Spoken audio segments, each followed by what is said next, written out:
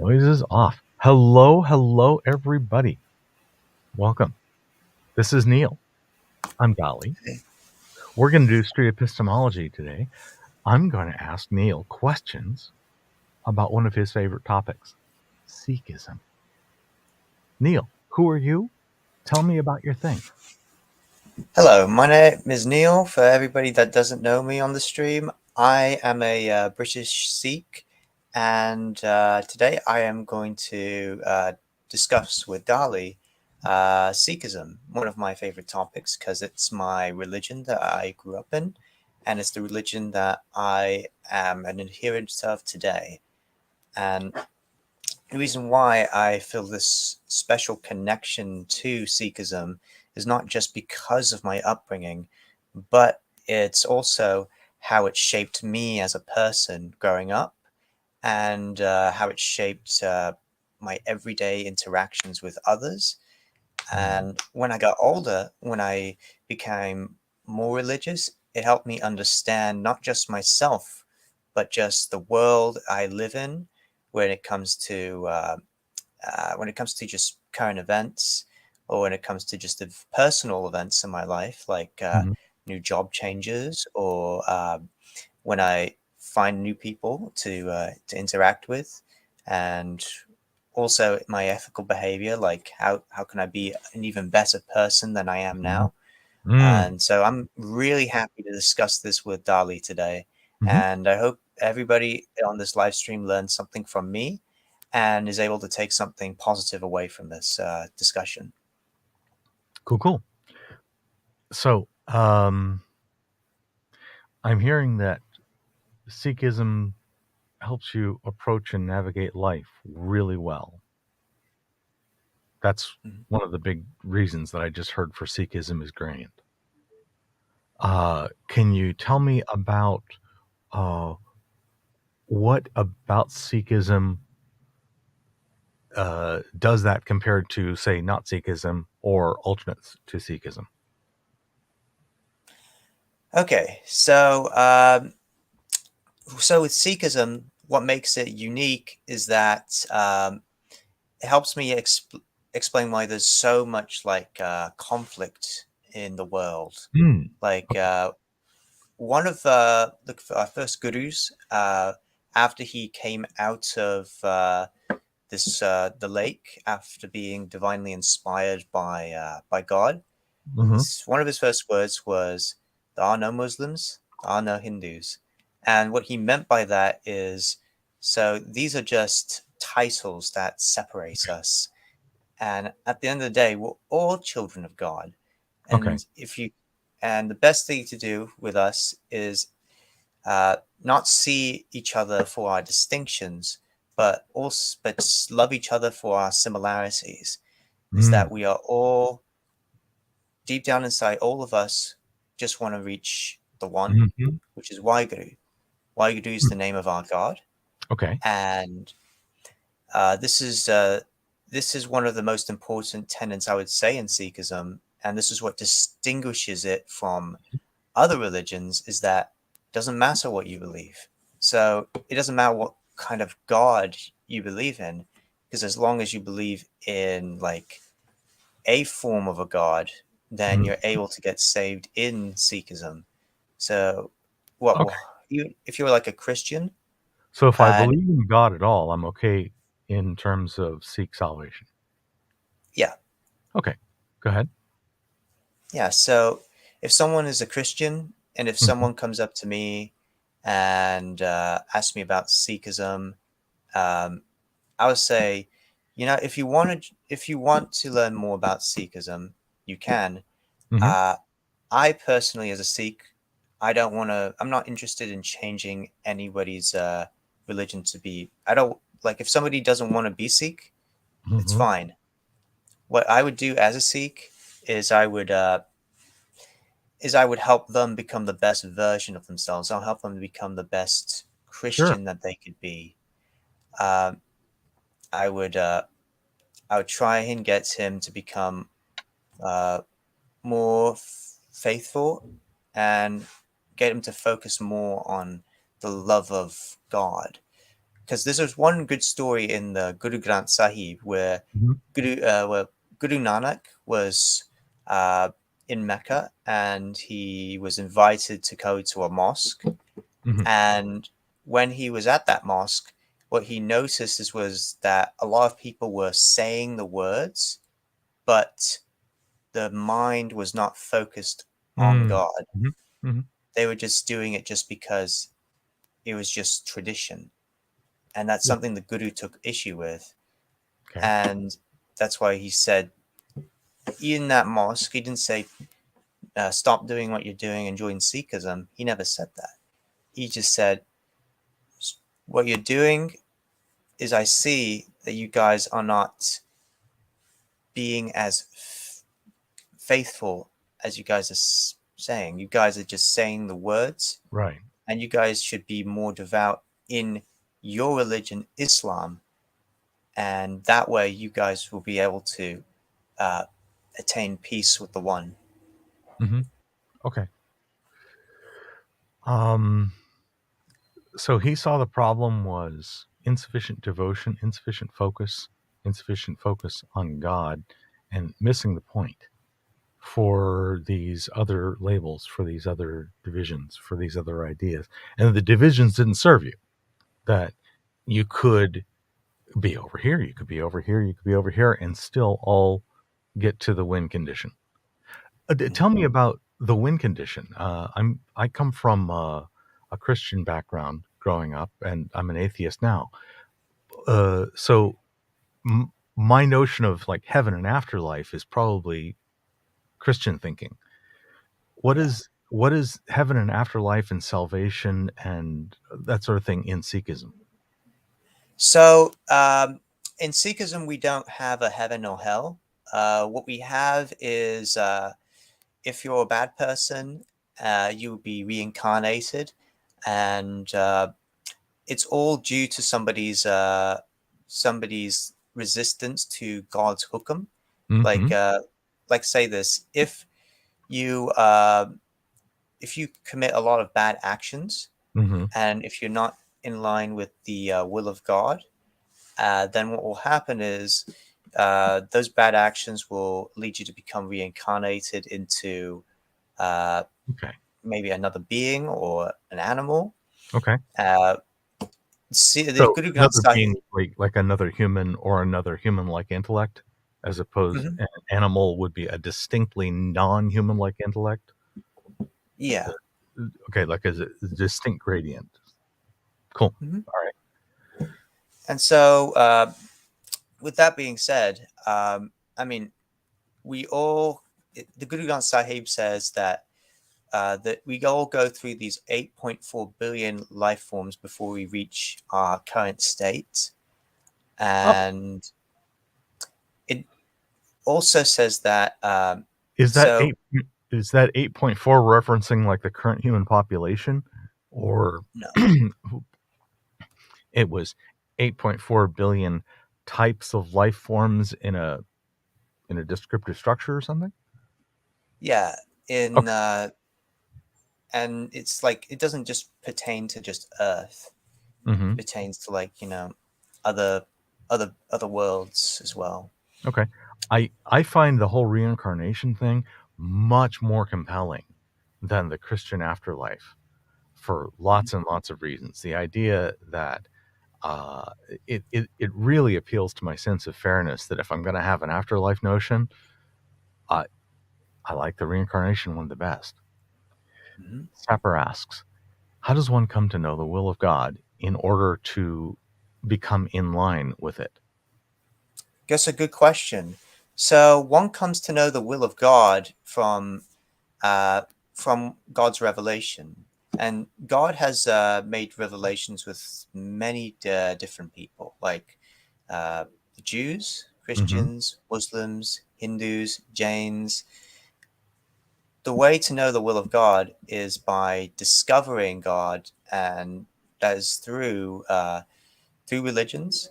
Hmm. And when you follow them carefully, well, what you'll find is that you will be more in touch with the will of God, and good things will happen to you.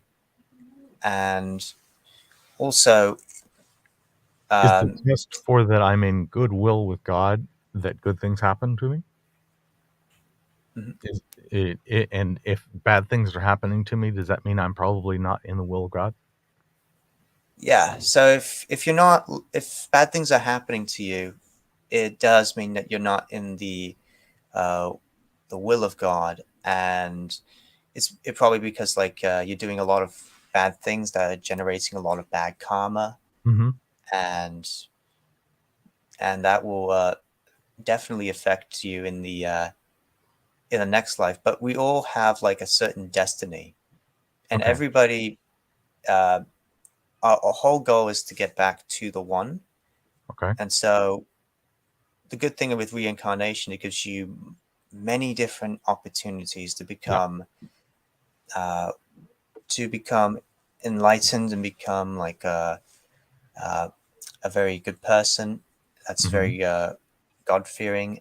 And once and this is the great thing about Sikhism is like once you like reach mukti, which is what we call liberation, Mm-hmm. which is you will be the rebirth cycle will just because of your good actions and because of your devotion, the rebirth cycle will stop and you will become merged with God. Like your Okay. soul will become one with God's soul. And that's And that's the final win condition. That's the goal at the end, and that is probably to stop living in a human body. But I would assume, because still living in a conscious, experiential way as part of a much larger thing. But who knows? You tell me. absolutely, it's definitely you're joining with something greater than yourself. So with Sikhism, what we Yeah. think of as God is not the same way in the Abrahamic traditions. Wait, hold on a second. Hmm. That's fine. Dad, I'm in the middle of something.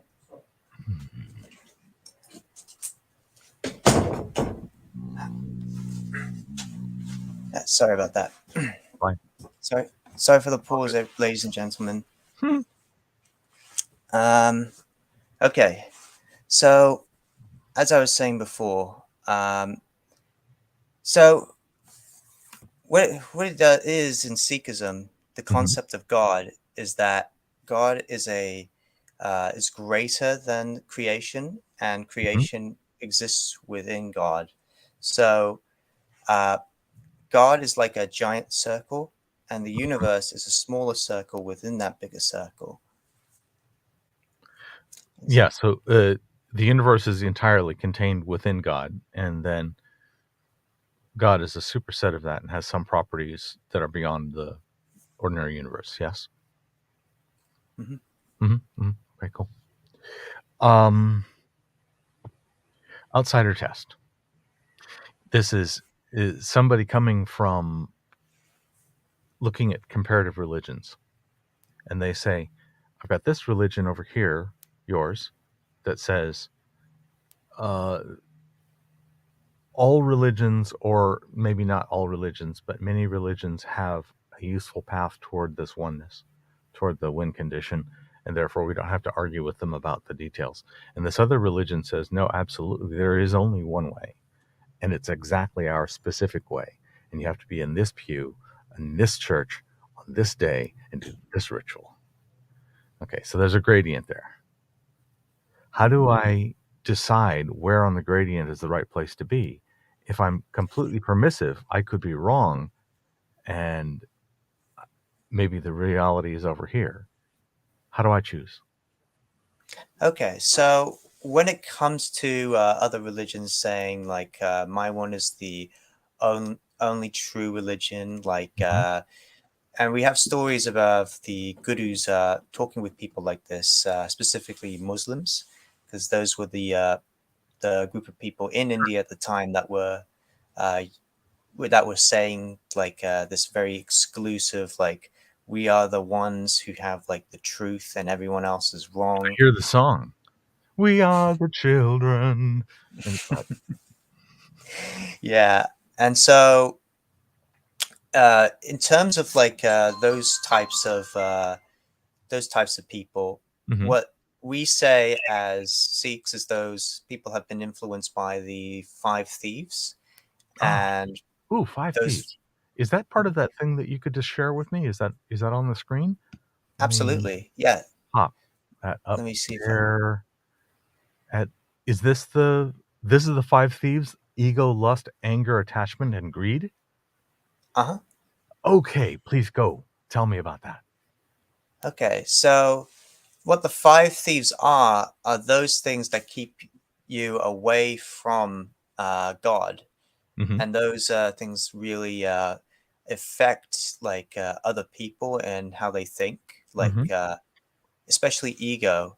And what we say is that religions, and not every denomination in those religions are very exclusive. I mean, there's some sects of Christianity and some sects of Judaism that would have like a similar position to what Sikhs have, Yeah. and also there's Sufi Islam, which Mm-hmm. many people will claim uh, Sikhism had a lot of influence from, in Mm-hmm. terms of like the names of God being similar. It's an Yeah. idea that's also found in Sufism too.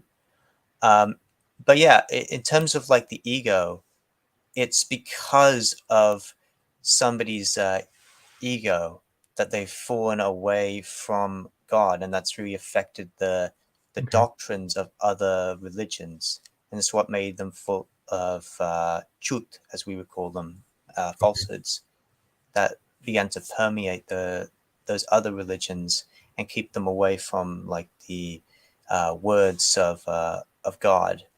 Okay. So Mhm. ego in this sense, I'm probably not thinking the psychology definition. Maybe. Could you define ego for me in the way Sikhism sees it? Absolutely. So, what the ego is people who think that themselves are better than uh, than others. Mm. And oh yeah, I can Mm. even show. Okay, good. Okay, this is not really showing. Mm. Yeah, that's not going to help me. Yeah. Oh, no worries, no worries. Uh, I can just go into Anyway, so five. you're saying that ego is when somebody considers themselves superior and therefore serves their own interests against the interests of society or the overall group. So it's a selfishness behavior. Okay, understood. Okay, Mhm. so let's look at the next one. Lust was the next one. Absolutely. Okay, please scroll. So, See it? oh yeah, let me scroll. Let's see.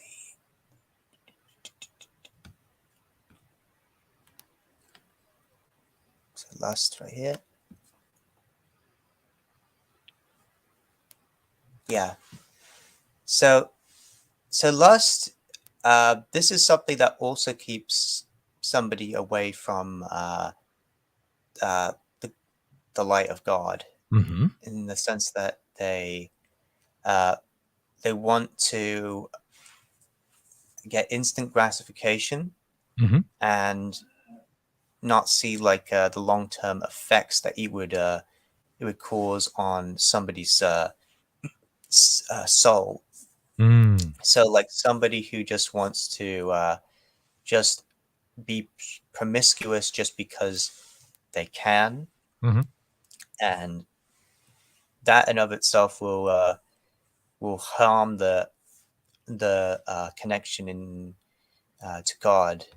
Now we don't necessarily mean like, okay, so somebody who has multiple wives, for Yeah. example, because some of our gurus they had yeah, some of our gurus had multiple wives. Mm-hmm. Uh, but the thing is, the difference is that the gurus we believe are 10 gurus. We believe that they are perfect Okay. and they are the most perfect people that ever walked the earth. Okay. And so, what they did with those other wives is they weren't lustful. They did not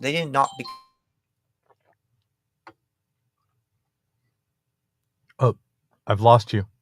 Audio. Ooh, you're frozen. I wonder if you got a phone call.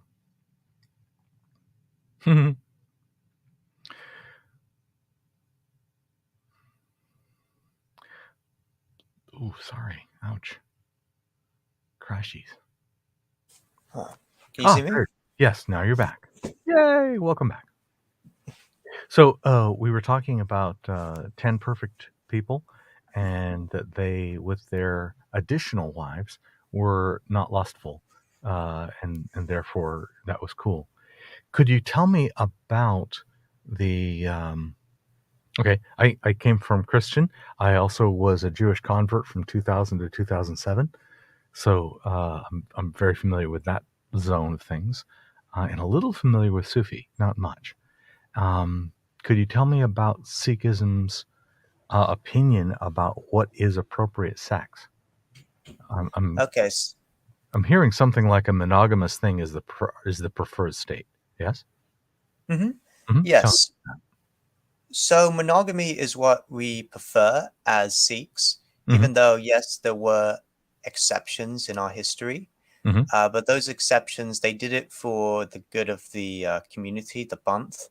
So they had kids so they could keep the community of Sikhs alive, so pass Okay. on Sikhism to the next generation.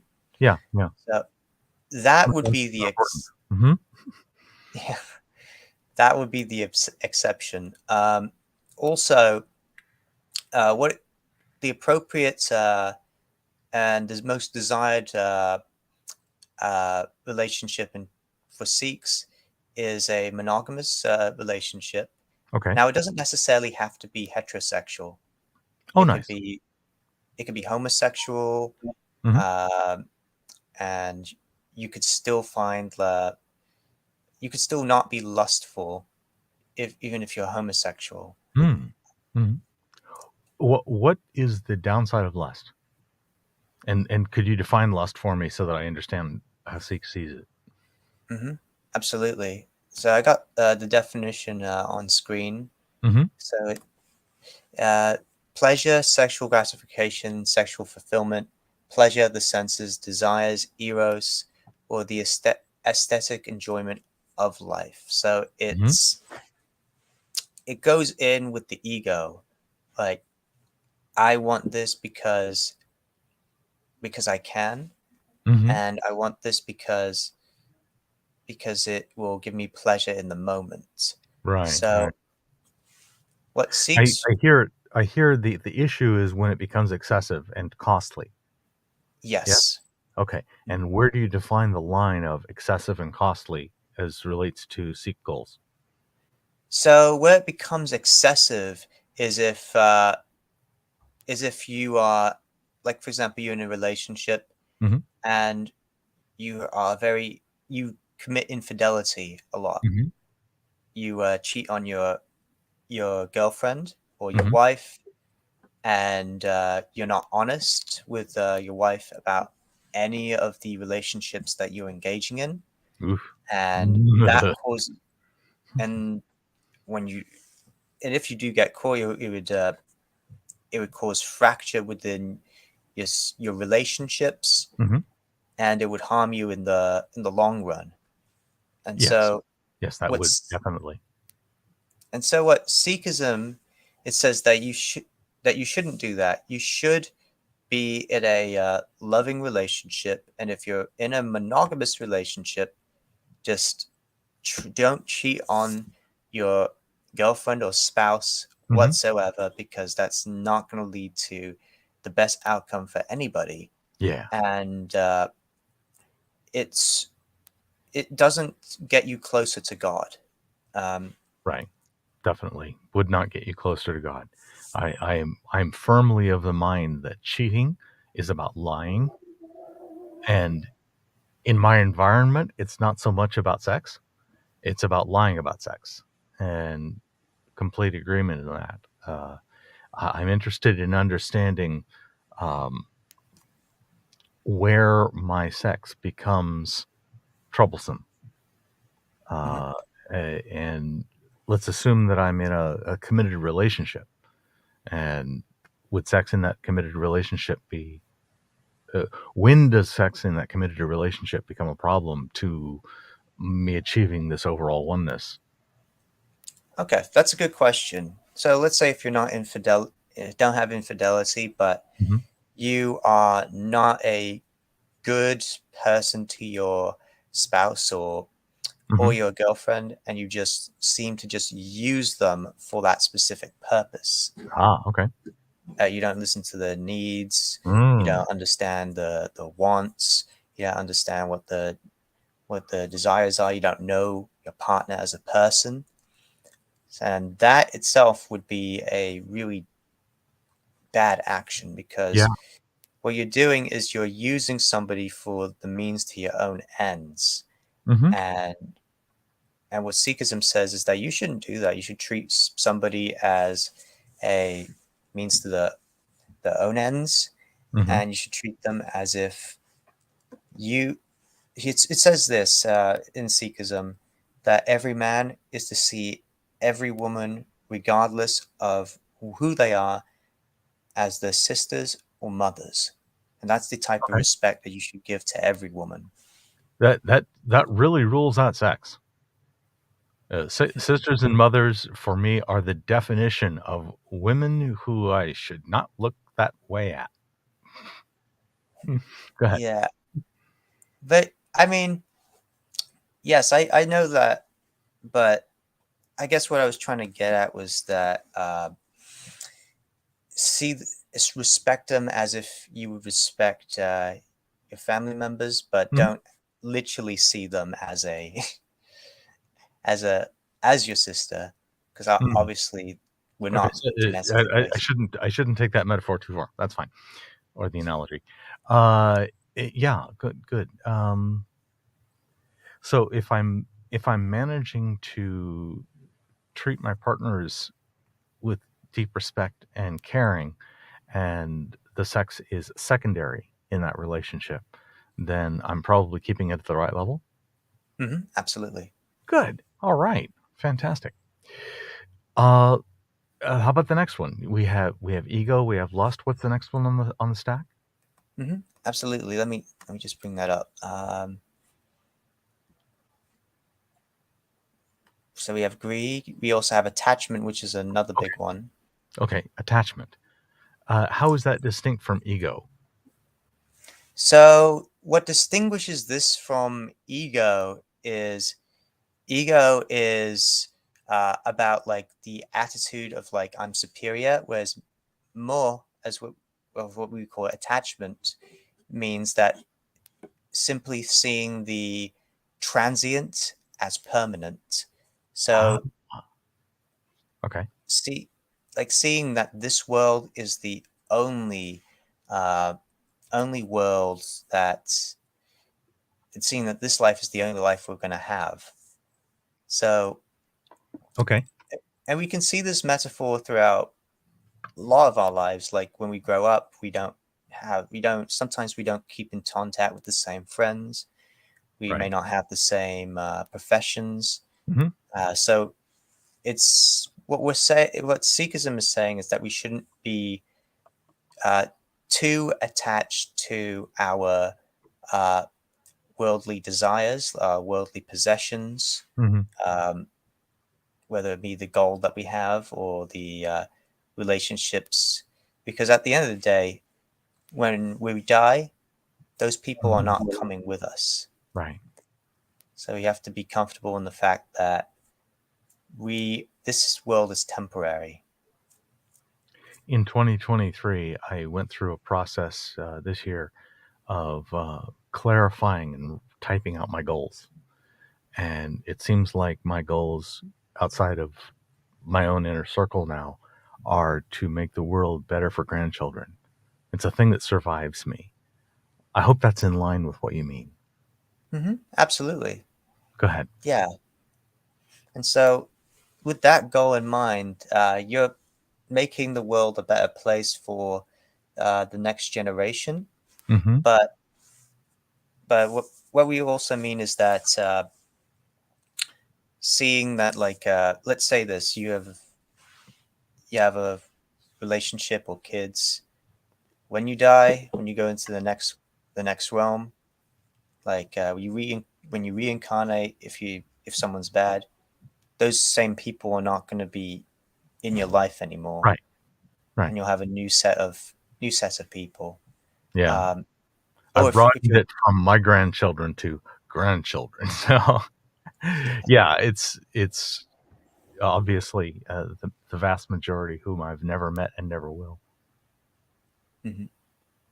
Yeah, but and this is something that all Sikhs aspire to do, and Mm. we but we don't advocate like a complete like renunciation of the world Hmm. or asceticism. Uh, the Guru said that we should be involved in the world at all times. Hmm. Uh, the perfect analogy that our Gurus gave was think of like a think of like a grasshopper Hmm. in like in a pond, Hmm. and he's just swimming across the pond, and his head is above the water, Mm. and he's not totally submerged. Gotcha. Okay. Mhm. So part of your perception is outside the world, and most of you is involved in the world. Mhm. Nice. I like it. Okay, so infatuation would be grabbing a hold of things or ideas, being really into your car or your house or your social status or your uh, goals that are transitory and not in the higher plane of reaching that oneness. Mhm. Okay. Next one. Yep. Okay, so let's go back. And oh yeah, there's rage as well, Okay. uncontrolled anger. Okay. So this is also big in Sikhism, where you shouldn't let your anger get the best of you. Mm, Like, you shouldn't allow your anger to just control your every action, because right. sometimes it can lead to bad consequences. Oh yeah. Um, Usually. mhm. Hmm. Now, there are times where anger Hmm. can be useful, Oh yeah. but those are exceptions and not the rule. Uh, Anger's our, far too easy a tool to reach for. Oh my. yes, and our gurus, what they taught us is that since the gurus were perfect, they didn't have any anger. They Oh. were they were rid of that, and we as Sikhs, Hmm. our job is to strive to be like that, to be like Okay. our gurus, Yeah. and to not have eventually not have any anger in our lives. So heroic behavior is to have your anger completely under emotional control, under expressive control. Hmm. Yeah. That's a great that's a great teaching. Thank you. No problem. Yeah, and the next one, Hmm. I think we did we discuss greed, or yeah, We I think haven't we yet, already did. but that'd be the last one, I think. Okay, Now, so greed, greed. attachment. I'm wondering how that's distinct. So how this is distinct from attachment is Hmm. so greed refers to I mean, it's similar to attachment being having this type of like clinging to the world, Hmm. like clinging to it, seeing that this world is all there is. But I think with greed, it's more like having like a temptation Mm. of having these temptations of like I want to have this this car because I want to. Mm-hmm. Because what we say is that you should be happy with what you have Mm-hmm. and not strive for anything more. Because if you do strive for more than that, then it's not going to end up well for you. Because I mean, I remember there's a statistic that said that the higher your income is in Mm-hmm. the top 1%, the lower your happiness is. Oh, wow. Hmm. Okay. And so, I'm nowhere near the top 1%, so that's not a risk for me. Yeah. Okay, so I get these 5 demons. Now I saw on the original page 5 things on the inside of the circle that appeared to be defenses. Maybe absolutely. solutions to that. Could we go through those Yeah. quick Hmm.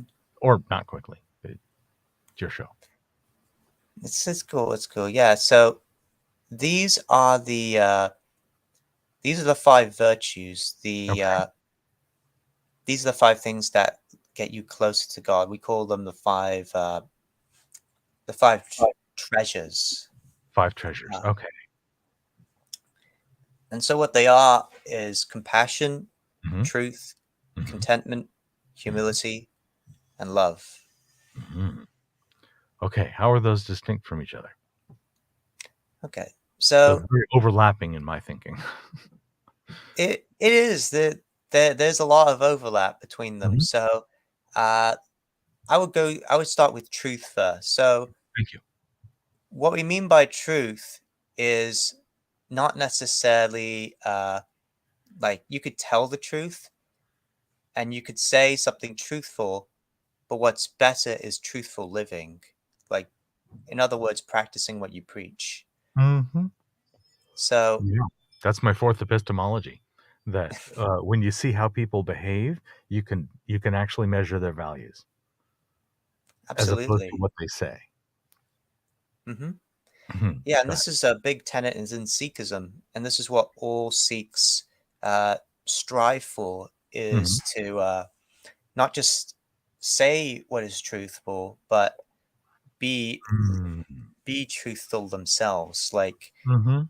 and this is what Guru Not just Nanak. in communication, but in their action, but in their behavior, in their responses, and their choices. Mhm. Yes, and this is what Guru Nanak, our first guru, really criticized others for, is that Wow. they, even though they were saying stuff that was truthful, they Mhm. weren't living it.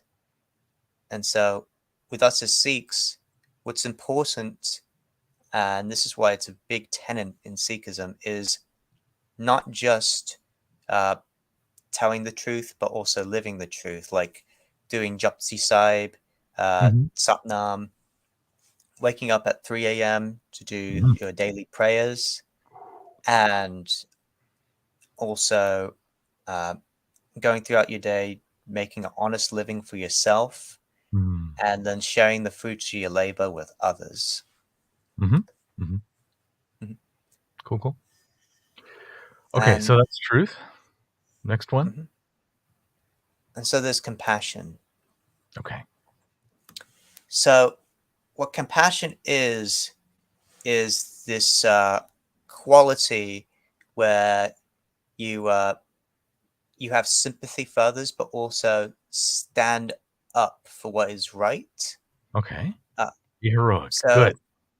so so like in our history, we have a bunch of examples where our gurus our other and other Sikhs were shaheed, which is mean martyred, Okay. and we did that out of compassion uh, for others, like the Hindus.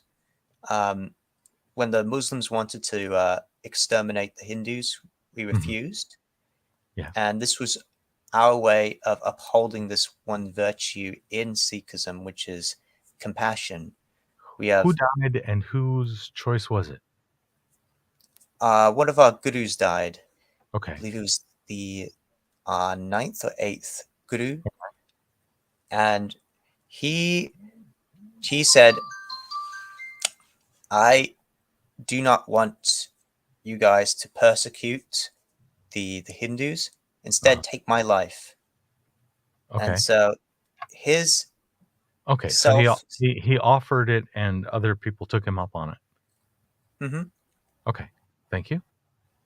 And because of this, this is something that is very inspiring to see. This is something that one of these days we may have to stand up for Hmm. uh, what is right and for others. Is the dagger thing part of that? Oh, the Kirpan? I guess so. I don't know the name of these things.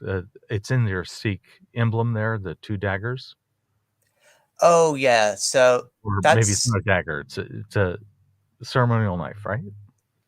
yeah. So Hmm. what we see in the Ganda is those two knives represent the Miri and Bidi. So Miri is the temporal world, and the Biri is the uh, is the world above us, the spiritual. Okay, so those knives in the things are not the representation of the ones. Are there? I'm understanding there's um a knife, a gyuri. Sorry, I don't want to say it wrong. That you're supposed to have with you. Yes, the Yeah. Kirpan. Um, so what the Kirpan is a it's a ceremonial dagger, and Hmm. that's used by Sikhs that go through Amrit, which is through Hmm. baptism, and become part of the Okay. Khalsa. Okay. And what the Khalsa To is, it's not for all Sikhs. It's for an office of Sikh mhm. clergy. We don't call Okay. them Go ahead. clergy because our gurus abolished the priestly system a long Okay. time ago All right. because they believe that that connection to God doesn't come from any hierarchy. Everybody can have equal Okay. access to, Like Quakers, maybe. yeah, Hmm. similar. Yeah. So uh, with the Kirpan, with the 5Ks, Hmm. this is something that all Sikhs are supposed to have it all. I'm a Sanditari, so for me, the 5Ks are up to interpretation. Okay. Um, but for the Amritari, that has to be visible since they have a Okay. So visible Kirpan. this there's two words. The second one was Amrit. I forget the first one. Uh, Sanditari. Sandatari. That that one you're you're able to be fluffy on them, and then at this other level you're differently fluffy. Is this like a difference between Orthodox and Reformed or liberal Judaism? Like, or is this a difference of rank and development to where at this level you're like a civilian, and at this level you are a representative? So it is more like the civilian and representative, but also I would use the example of Orthodox and Orthodox and just Reform. Okay. Uh, for me as a Sanditari, I conform to the 5Ks, Mm-hmm. uh, but the way I do it is it's up to interpretation. So when I hear the word Karban, what that means is like, okay, being ready at all times. Like if somebody is threatening my life or someone else's life, I have Mm-hmm. to like stand up and fight for what is right. Yes. Yes. Um, and like the Ganga, the comb, is just means for me Mm-hmm. grooming myself, keeping myself nice and tidy. Uh, um, yeah, but I'll go back to the 5Ks, but I want to just Hmm. talk about the five treasures Yes, a please. lot more. So the five treasures. So one of we have compassion, which we went over, is just standing up for what is right in the world. Mm-hmm. Um, then we have truth, which we discussed, and Mm-hmm. then contentment. Mm-hmm. Contentment. Is So this this, this is about the same idea of being okay with what you have and not striving beyond your means? Okay. absolutely. And this is just to accept your circumstances that you have Okay. and try and work within God's hukum. And Mm. as a result, what will happen is that when you let go of these desires caused by greed, is that you'll become closer to God, Yeah. and you will have like more spiritual mind. And the next one we have is humility. Hmm. So humility, uh, this is not the same thing as not being able to notice like differences within somebody's within different religions. Hmm. Uh, and it's not to say like you can't have the any opinion of like something being better or not better. Like one medicine is better than the other. Mm. What it means is that what is that? I just says yes. Right. I agree. I can have lots of opinions about what actually works without Hmm. any sort of inhumility. Yes. And so what humility really means to us is it's sharing the fruits of our labor with others and helping others when in times of need. Like an example will be langar. So langar is a feast that we give after every Gurdwara service, and this is open to everyone of any different faith. Mm. So, Mm. so what our gurus taught us is that it doesn't matter what faith you have. We are Mhm. all children of God, and we all Mhm. deserve to be fed. Yes. Yes. I used to live near a temple. I don't think it was Sikh, but they were vegetarian or probably even vegan. And every Sunday they had an open feast for everybody until finally the city was like, "Oh no, we don't like this for reasons." And I used to go there a lot. And, Yeah, I'd throw $5 in because I wasn't actually asking for a free meal. It was just a really good meal and nice company. yeah. I'm actually surprised that that city would do something like that. I mean, Yeah, Los Angeles is weird about that, and the problem was they were attracting too many homeless people, and that was annoying the city fathers because they are not humble, and they are greedy, and they are egoistic. 100%. Naughty. I mean, jeez. Yeah. So with our langar, and I've participated in langar a couple times. Uh, the one thing I love about it is that we don't notice any distinctions when we're feeding others. We Mhm, just see others as someone who loves God just as much as we do, mhm, and we wish to serve them and uh, make them make them happy in terms of like the bellies, make the bellies happy. mhm. Oh, yeah. It's a good pro-social thing. Hmm. Yeah. Yeah. I hope for a world in which no one is hungry because everyone has immediate access, unquestioned, to basic nutrition. Hmm. And one of the biggest places where we do like langar is the Golden Temple in Amritsar, Mm, the Hari Mandir. Um, so a lot of Sikhs will end up volunteering from all over the world because this is uh, this is a really big uh, thing for us Sikhs is to have this type of humility. mhm. And by going to the Hari Mandir, we're able to feed not just like a small portion, but a large number of people in India. Yeah. And a lot of those people that come in there, they're mostly not Sikh, they're mostly Hindus. Oh, And fine. we don't care. Mhm. We we'll just feed you because you're just somebody who needs food. Fantastic. Is there a fifth one? Absolutely. Love. Mm-hmm. So, what having love is not just like love for others. Mm-hmm. What we mean is love specifically uh, for others and for God. Mm-hmm. Having to keep God in our minds at all times, Mm-hmm. and being very showing our love and gratitude for God for what God has given us. And we do this by doing the three prayers every day. We Mm-hmm. wake up at 3 a.m. Mm-hmm. and do a prayer.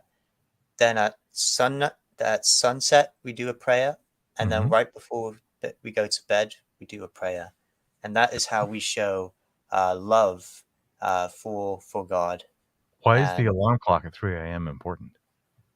so, what our gurus taught us is that 3 a.m. is a very special time because that's the ambrosial hour of the day. Okay. And that is the day in which, a part of the day in which we will get the most spiritual connection to God. Okay. Do you go back to bed after? Okay. Yeah. I mean, is that normal that you would go back to bed after? Uh, well, yeah, I mean, no. Yes For and me, no. I Okay. don't. I stay up because I'm Okay. like, I'm up. I praise God, and then I'm like, okay, I'm gonna go out on my daily routine and Right. just So you just shifted your sleep schedule to wake at 3 a.m. mhm. Okay. Well, might I ask how much sleep do you get?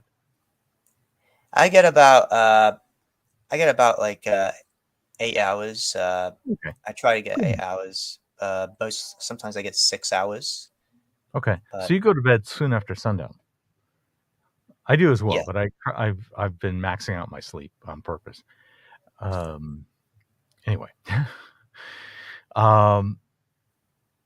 Yeah. Thank you for this. I understand so much more about what's important to Sikhism now. I'd like to ask a few maybe challenging questions.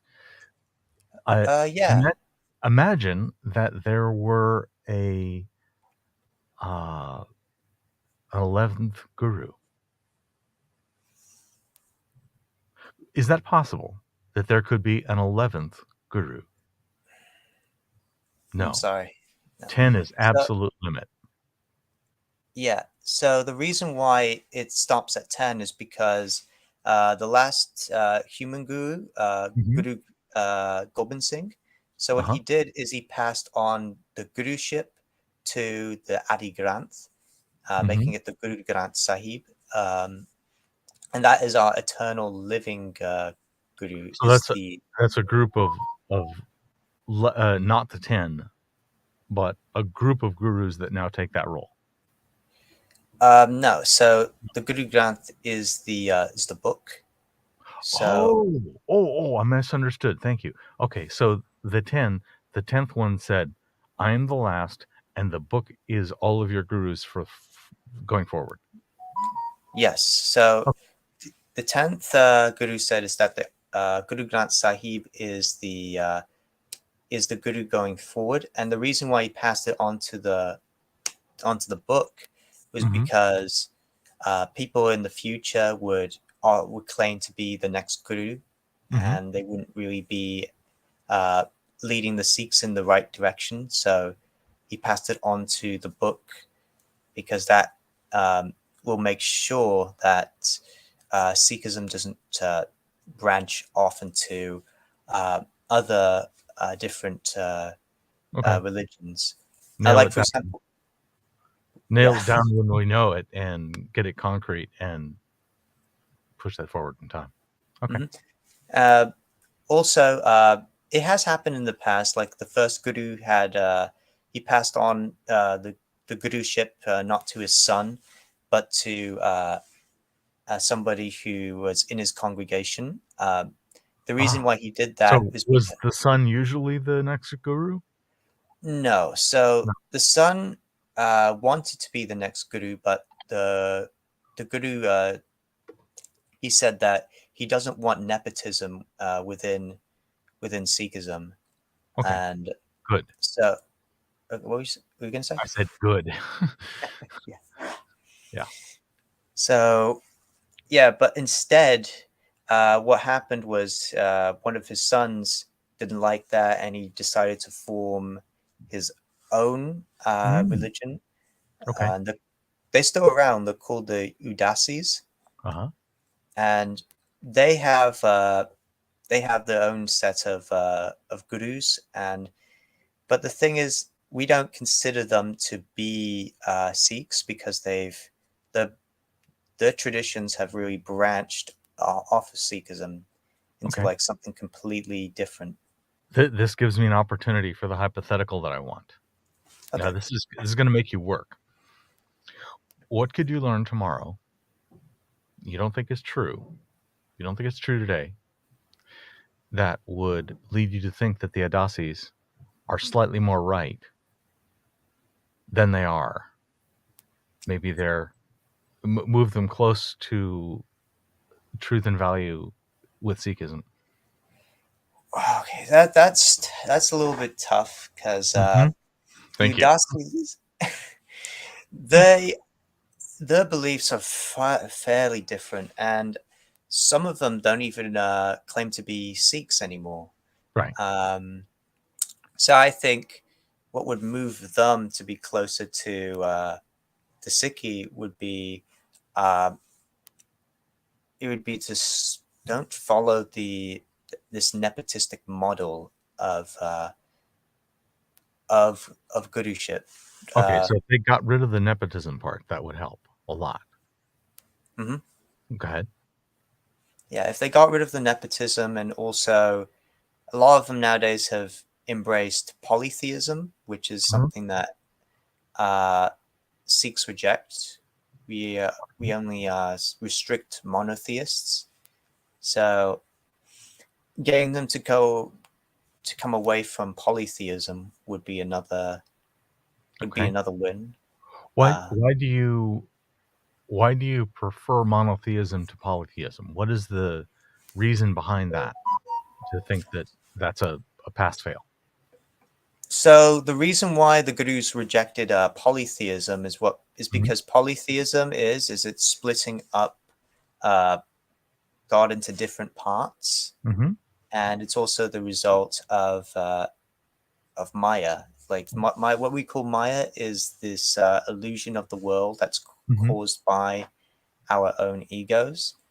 Okay. Because when you see like a lot of polytheism, we see like a god of a certain thing, like a god of the ground, or a god of the ocean, or a Mhm. god of the sky, Mhm. and those are the results of Maya. This illusion that we cast out from our egos of the world, Mhm. and it's riddled within superstition as well, which is something the Mm. gurus also rejected.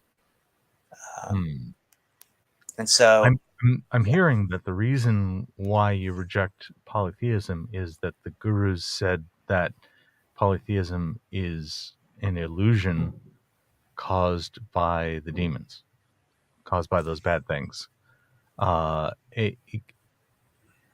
is there other reason that allows you to see from the outside to validate that?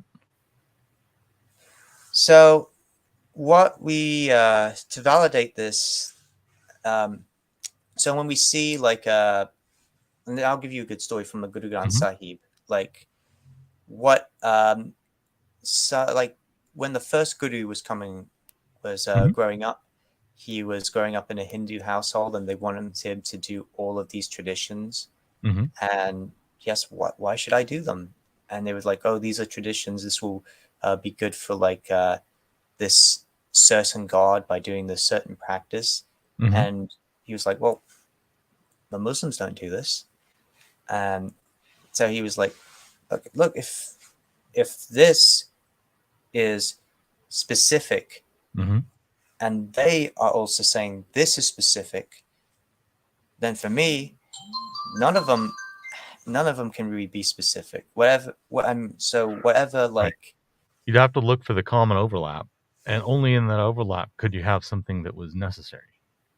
mhm. Yeah. Hmm. And so with us Sikhs is that this overlap is very important, and having this superstition that comes along with polytheism as well is something that will keep your mind away from God, that keeps you in the attachment of the world. Okay. So Like, polytheism is dysfunctional in that it's distracting from the mhm. core goals. Okay. Can you tell me about the nature of that one God? Absolutely. Hmm.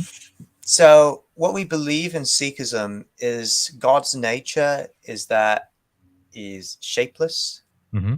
timeless, and flows through all living things. Okay.